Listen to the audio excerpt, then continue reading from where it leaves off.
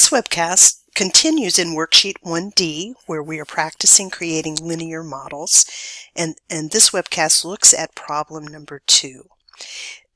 So in this problem, we've got a situation where Anne has conducted an experiment. She poured a cup of coffee and then sat it on the kitchen counter, and she is measuring the temperature of the coffee every so often. So if I look here, she has an independent variable, which is the time, right? Because that's something that she can decide how often to measure the cup of coffee, the temperature of the coffee.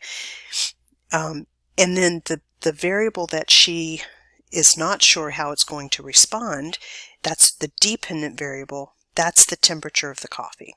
Okay, so we want to make a scatter graph, and I want to put the independent variable, which is time, on the x-axis, and we want to put the temperature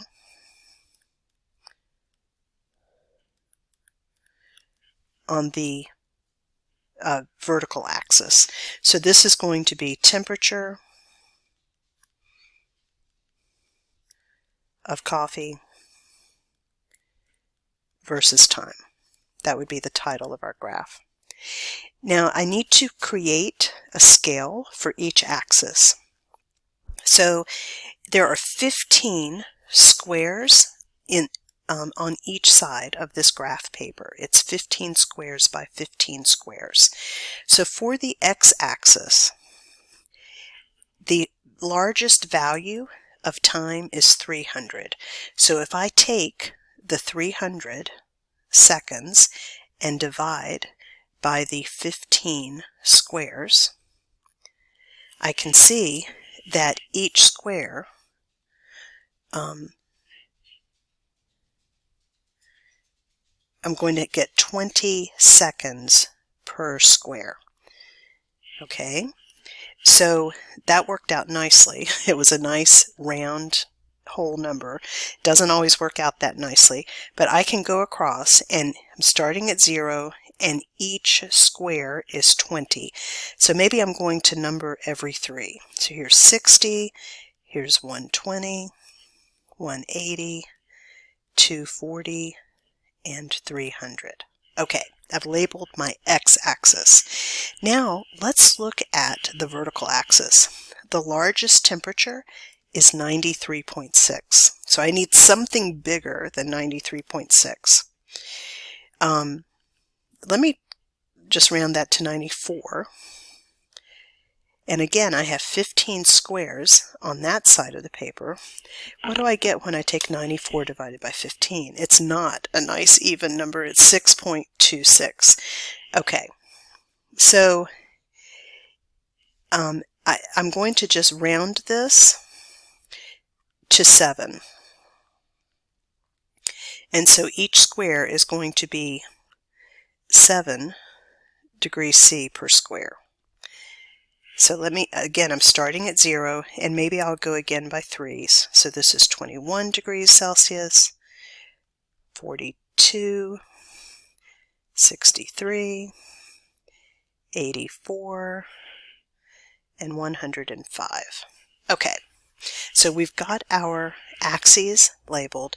Now I'm going to start plotting my data points. So at time 20 seconds, it's 93.6. So this is 84, 91, so here is like 93.6. At 100, so that's here, it's 84 degrees Celsius. At 200, which is right here, we're at 72. So this is 63, 70, a little bit higher than that. And then finally at 300 seconds, we're at 60. Okay, so I've put my data points here. I'll put point protectors around them. And then I'm going to draw the line of best fit. The trend is linear, and so I'm going to do my best to draw a line that shows the trend in these points. Okay, so I need to choose 2 points on this green line of best fit, and here is one that's crossing in the corner of my grid, so I'll label that one. Let's see, that's 182, 220, so that's 220 seconds at 70 degrees Celsius. Look right here. Here is another one that crosses right through the grid, the corner of my grid, and so that is 160 seconds at, let's see, 77 degrees Celsius. Okay, so now that I have 2 points selected from the line of best fit, I can calculate the slope.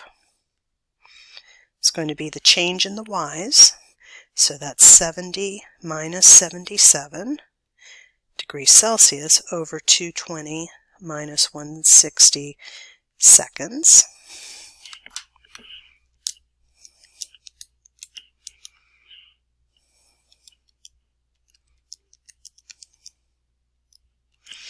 And so I get negative 0.117 degrees C per second. That's my slope.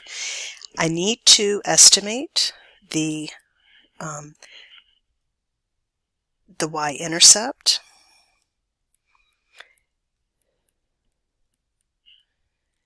And that looks like it's about, I'm going to say 98 degrees Celsius. Okay. So now that I have that information, I'm able to create a physics equation or a model that represents this graph. So I need to come up with some descriptive names. Time is easy, right? That's my dependent variable. I'm just going to call that t. And then that's my independent variable. On the x-axis, the dependent variable on the y-axis is temperature. And girls, commonly, temperature is represented by an uppercase T, while time is represented by a lowercase t. Okay, so the temperature is going to be negative 0.117 degrees C per second times the time plus 98 degrees C. That's a good physics equation for this line that we just drew. So let's explain the relationship between the temperature and the time. That relationship is the slope. So this question is asking us to explain the slope. So for every additional, and I'm talking about 1 unit of the independent variable. So for every additional 1 second of time,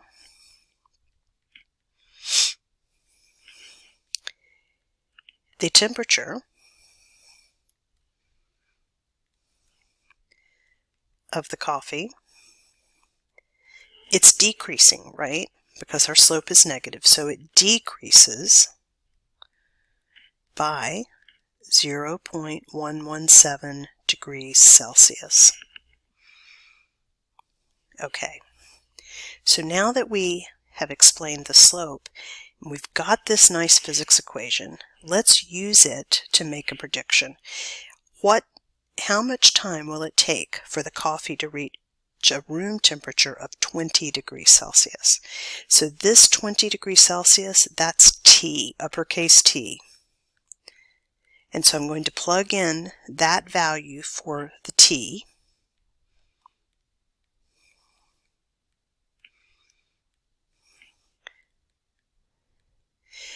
I have not shown the units as I've plugged it in because I know that this unit is consistent with my graph and with the units I've used in my physics equation. So now I'm going to solve for T, the time. It's going to be 20 minus 98 divided by that negative 0.117.